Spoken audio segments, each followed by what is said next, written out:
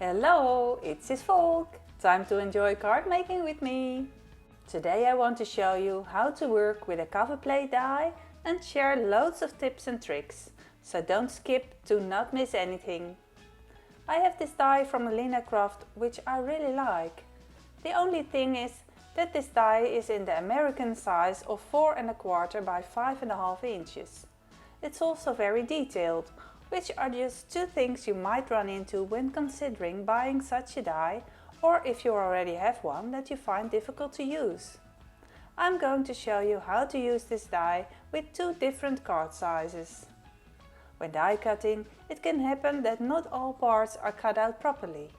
You can see this in the leaves below. This is not due to the die, but to the thickness of the sandwich you have made.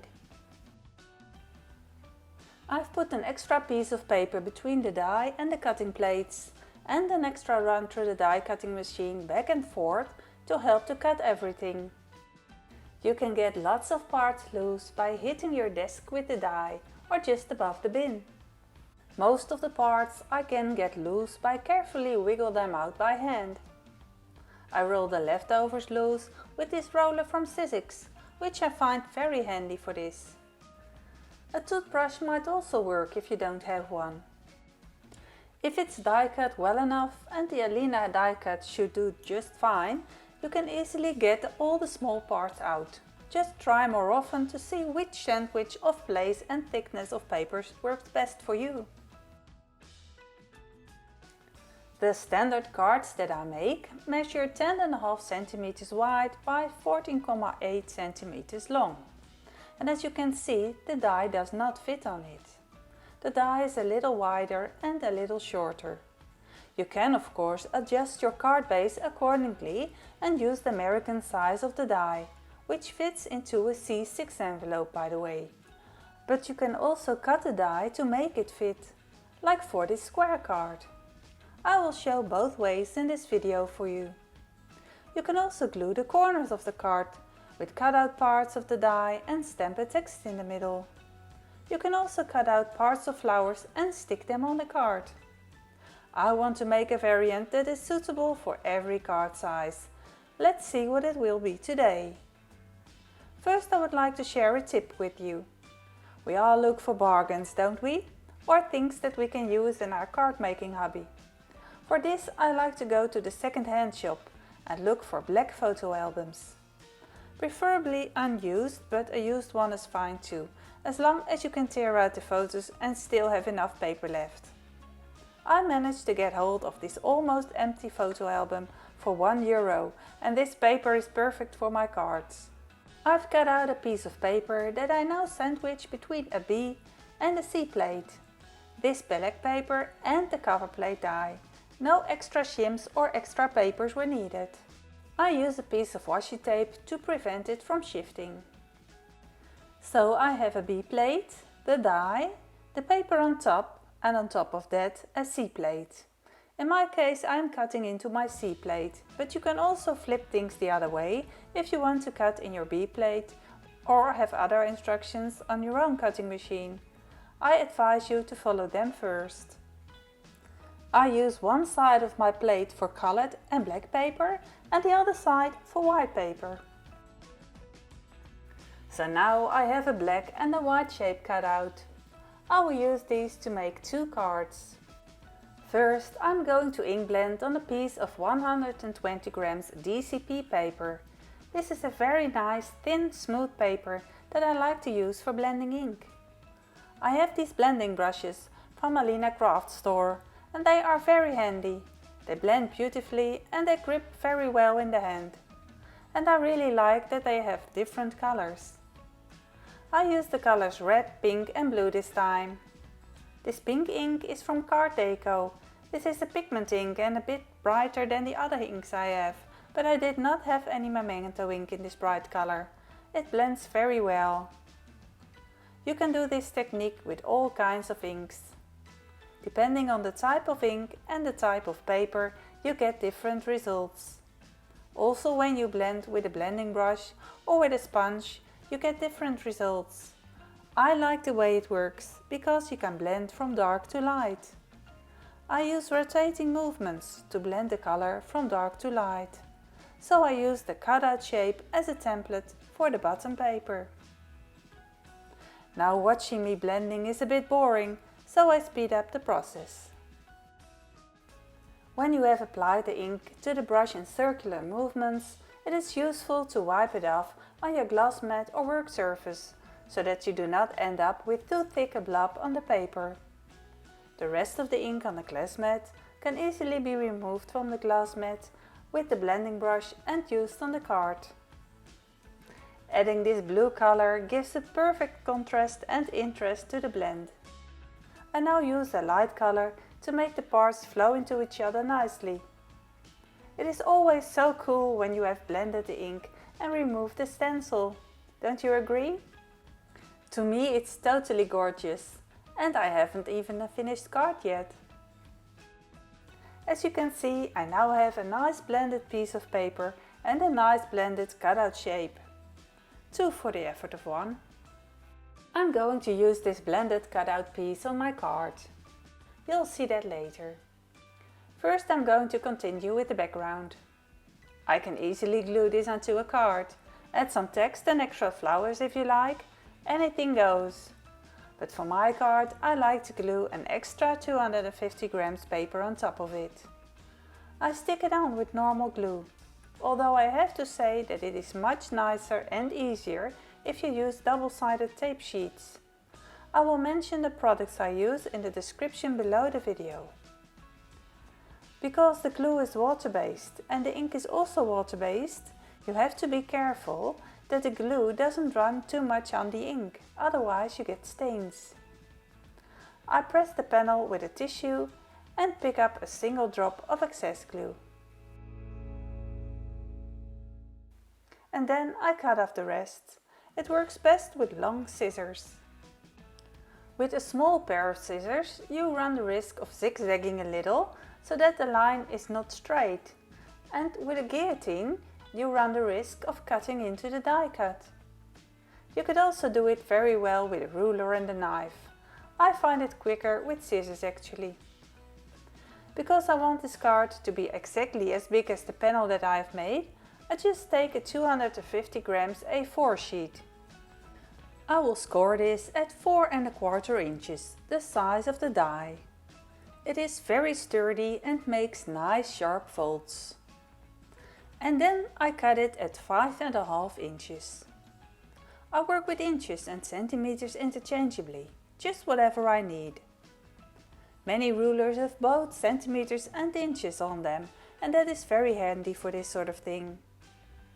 You always fold the card with the valley fold facing outwards. I pass it again with a bone folder to get a sharp fold. After folding, I cut out the remainder. I always use leftover pieces to cut out figures or to stamp and cut out stamps. Now I attach the panel that I made using double-sided tape. If you follow me and have seen more of my videos, you will recognize that this is a very nice way to stick tape. The Alinacraft tape sticks really well and remains in place even after a long time. Now I have a tip for you to put the panel straight onto the card. As you see, I only peel off the corners of the backing of the double-sided tape when I want to stick the panel. I still had my scoring board at hand and I use it again, but not for scoring. When I place both the card and the panel against it, they lie perfectly on top of each other and the panel sticks exactly in the right place. I now peel off the corners of the tape and I am absolutely right with the size. There is still a text to be added. I stick this with 3D tape from Alinacraft. It is also perfect for making shaker cards. It is 5 mm wide and 2 mm thick. There are 5 meters in a roll. Without my T-ruler I always stick things wonky. Now I want to decorate the card with some gems. I had the gems for a long time. They are in bags, but now they might be sent in jars. Alina has a lot of sequins, gems and resin shakers in her shop. I can never choose such beautiful colors. so watch out when you go to her shop. Shopping on her site is addictive. But who doesn't want to shop for crafty stuff? It is fun and it is so lovely to spoil yourself with crafty products, isn't it? These gems go with everything. I have 2 different sizes and I'm trying to decide where to stick the big ones and where to stick the small ones. This is what I love about crafting, don't you? I love making something, trying it out, enjoying the glitter and the colors, and seeing what you like best. I used my bottle of glossy accents to stick the gems on, because of its fine tip and also because of its transparency. By the way, a bottle like this lasts a long time. And look, this size card fits also in a C6 envelope, which I normally use for European size cards. And of course, I also decorate the envelope. I stick a die cutted out piece of paper with a piece of tape, so that it does not move. Magnets would get in the way too much. I align the envelope to the grid lines on my working mat and also the die cut that I am taping on top of it. Now I know for sure that I am sticking it on straight. I ink blend using the same colors of ink as on the card. As you see, I ink blend using rotating movements, and after coloring all the spots, I go over it again with a matching light color to have 2 colors blend into each other. Because of the edge tape, you can easily turn it around, like a hinge, and see if you have covered all the spots with ink, if the colors blend nicely and if it's thick and dark enough. I like it that I chose to add a tiny bit of blue to the range of colors I used.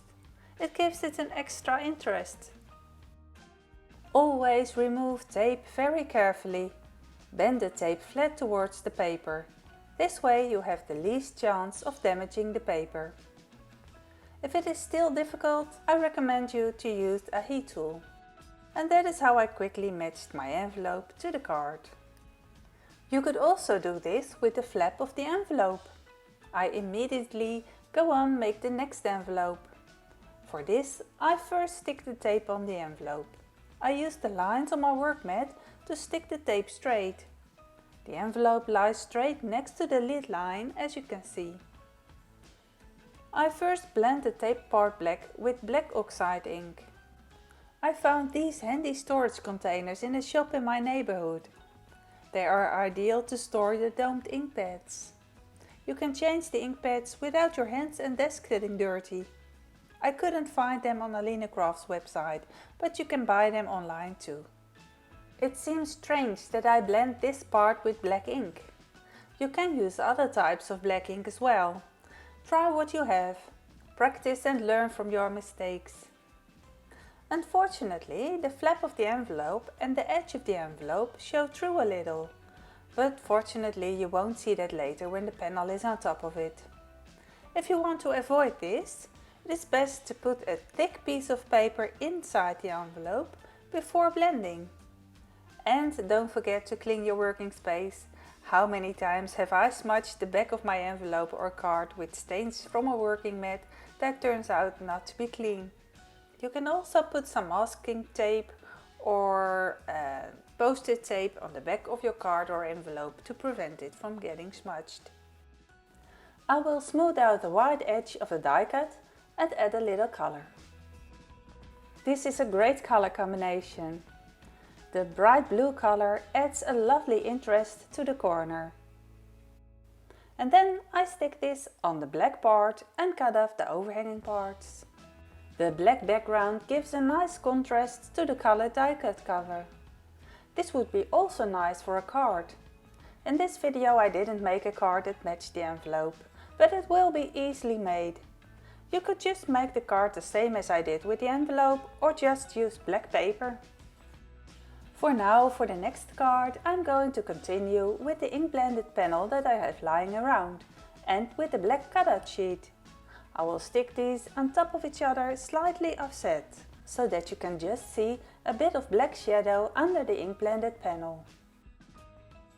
you can see that it's just a little too wide and too short for an A6 card, and even for a slightly wider card you still have the black edge. You could cut it off, but it is nicer to leave it in place. I'm going to stick it on at an angle and leave the black border like it is. There's no need to glue this corner because it will stick out. Now I glue the panel at an angle, just by feel. I don't overthink this, just glue the way I like it. Another corner or another placement may work out as pretty as well, I'm sure. And I cut off the overhanging pieces. Carefully, because I'm going to use this leftover piece. I never throw away such scraps. If I don't use them for my envelopes, I will store them with my dies or in a leftover container box to search through if I need inspiration. I have a stash of text here that I have stamped and die cut with the matching Alinacraft dies. Very easy to make and very handy to have in stock.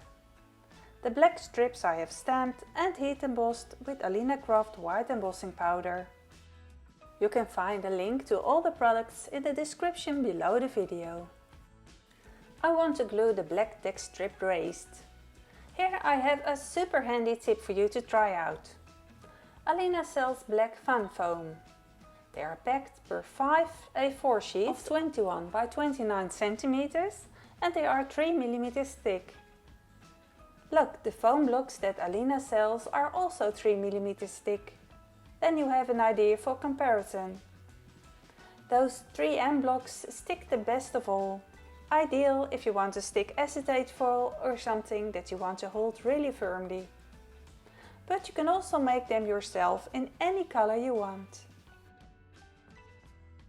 I cut it in half, because a piece like that is quite large and also lasts quite long. I cover this with a sheet of double-sided tape from Alinacraft. It is also A4 size. You only need to pull off a small corner of the protective foil and line it up with the foam. Do not press the small sticky corner until the double-sided tape is in place. And then carefully pull off the backing. I press on the back to get it firmly attached. I have to say that the fun foam smells a bit. That's also sometimes the case with black paper. A very strange smell. But after the double-sided tape has been applied, luckily you won't smell it anymore. And now cut off the overhanging piece and then cut with the protective foil on the back so that my scissors don't stick. And so I stick the other side on too. In this case, it is the easiest to bend the yellow side backwards. I show it again. I put the double-sided tape on the foam, but with only the one corner loose. I slide on the places that do not yet stick and only stick the sticky corner when it's all straight. Only then do I pull the backing off, and in doing so I wipe it smooth. I stick the remaining piece onto a sheet that is left over, and this is the easiest way to cut it off and save it for when I need a strip somewhere. Now I can cut the homemade double-sided black tape into strips and use it to stick my text on. You can cut it, die cut it and cut it with scissors. So you make it any shape you need. Very handy and quite cheap. Now I can't decide which text to use. That's what happens when there's too much choice in text. I cut the strip of homemade double-sided foam tape to size. This is the way I like to do it. I keep a separate pair of scissors to cut sticky things. I stick the text strip on the card very easy. I lay it down carefully and check with my T-ruler if it lies straight. If it does, then I press it tight and it sticks like a dream. And as you can see, the text is raised, but you can't see the ugly stickers sticking out of it. I also decorated this card with the same gems. Looks really cool. On this card I stick a row of 3 small ones to the side of the panel I glued on. And an extra bigger one to that middle flower for a point of interest. See how beautiful it shines? Here I show you again today's cards. 2 cards with matching envelopes in one effort. The same materials and yet a different style. And you can do anything you want with different colors. I hope I gave you new tips and tricks and help you out in using cover plate dies that have a different size to the card shapes you normally use. Tell me what size card is the size you prefer? Don't forget to follow me on my own channel Cisvolk and use any of my links to get to Alinacraft's products if you feel like shopping on AliExpress or Amazon. This gives me a few % commission whilst it does not cost you anything extra. Have a nice crafty day and I will see you next time. Bye bye!